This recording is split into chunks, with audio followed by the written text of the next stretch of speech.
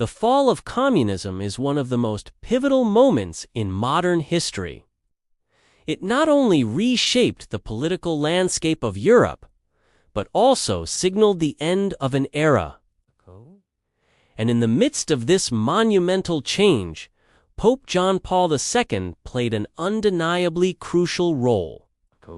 His speech, delivered in Poland in 1979, was not just a sermon or a call for faith, was a turning point that echoed across continents, reverberating through the hearts and minds of millions. In this pivotal moment, the Pope's words became a beacon of hope, a challenge to oppressive systems, and an inspiration for millions longing for freedom. When Pope John Paul II first stepped into Poland as the first known Italian pope to lead the Catholic Church, no one could have predicted the profound impact he would have on the fight against communism. The country was under the strict control of a communist regime, and its people were living in fear and oppression. But in the presence of their spiritual leader, they found strength, courage, and a renewed sense of hope. The Pope's visit was more than just a religious pilgrimage. It was a revolutionary act in itself.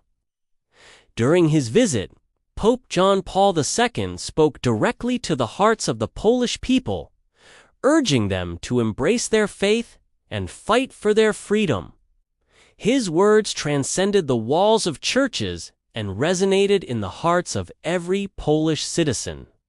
He encouraged them to see the power of solidarity and the importance of standing together in the face of adversity. His speech was not just a political statement, it was a powerful affirmation of the human spirit and the unyielding desire for freedom. The Pope's message was clear: do not be afraid. These words, simple yet profound, became a rallying cry for millions. In a world where fear was the greatest tool of oppression, Pope John Paul II's defiance against it was nothing short of revolutionary. He reminded the people that they were not alone in their struggle. They had the strength of their faith, the unity of their communities, and the courage to stand up against tyranny.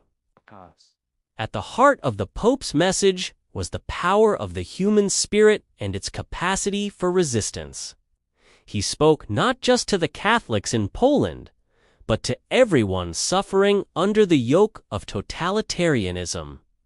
His words served as a reminder that freedom was not just a political ideal, it was a birthright, one that every person deserved to experience.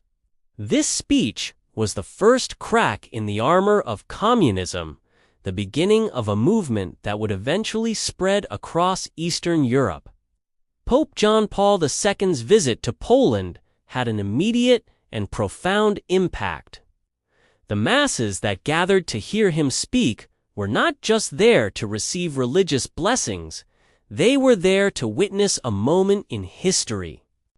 The Pope's words gave them the courage to speak out, to organize, and to push for the changes they so desperately needed. The seeds of the Solidarity movement were planted during those days, a movement that would ultimately lead to the fall of the Soviet-backed communist regime in Poland. But the Pope's influence didn't stop at Poland. His message of hope and resistance spread far beyond the borders of his homeland. It reached other countries in Eastern Europe, where citizens were suffering under similar oppressive regimes. His words inspired them to rise up, to demand their freedom, and to fight for a better future. One of the most remarkable aspects of Pope John Paul II's message was its universality. He was not just addressing the Polish people. He was speaking to anyone who felt the weight of oppression. His appeal for solidarity was not limited to any one group. It transcended national, cultural, and religious boundaries. His message was one of unity, of standing together against common enemies, whether they were political, social, or religious in nature.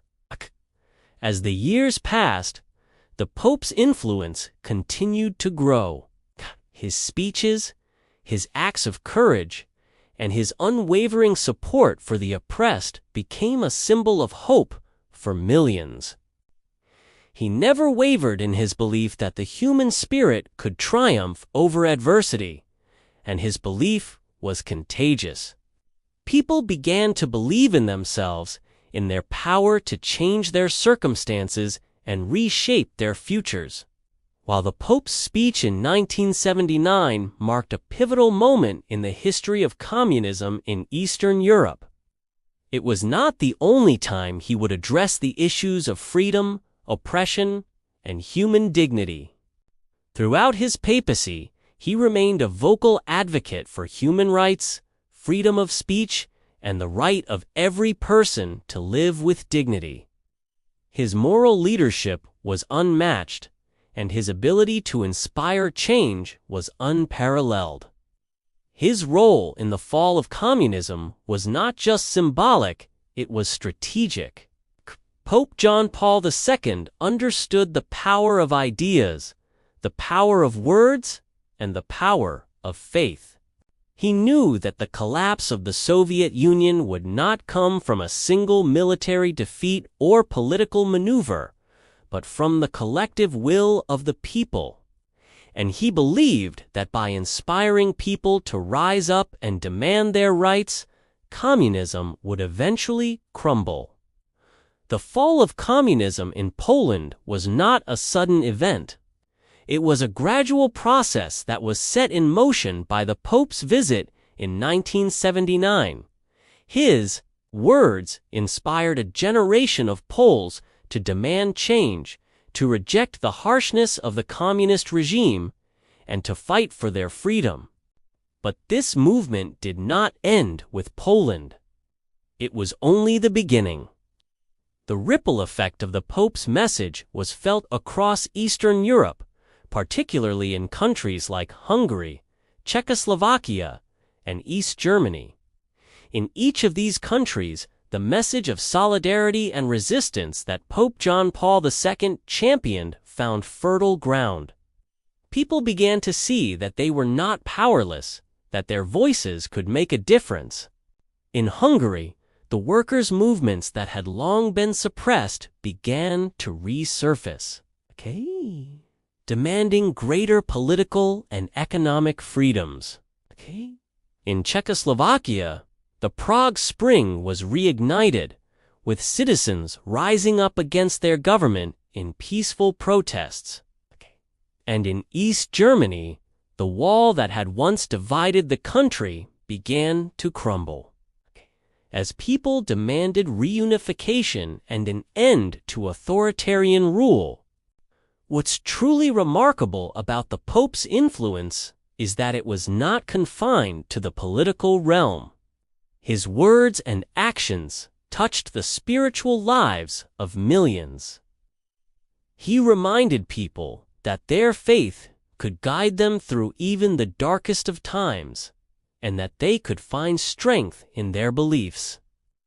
His unwavering commitment to human dignity and freedom resonated deeply with those who felt oppressed and voiceless. The Pope's role in the fall of communism was not just about his speeches or public appearances. It was also about his personal example of courage, humility, and compassion. He didn't just talk the talk, he walked the walk. Throughout his papacy, he led by example, showing the world that one person, armed with faith and conviction, could make a difference.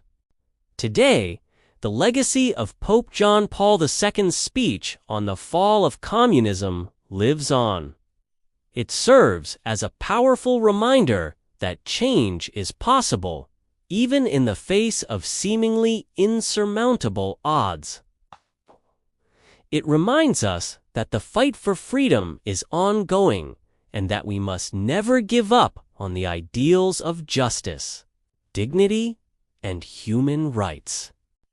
As we reflect on this monumental event in history, it's important to remember the lessons we can learn from Pope John Paul II's leadership.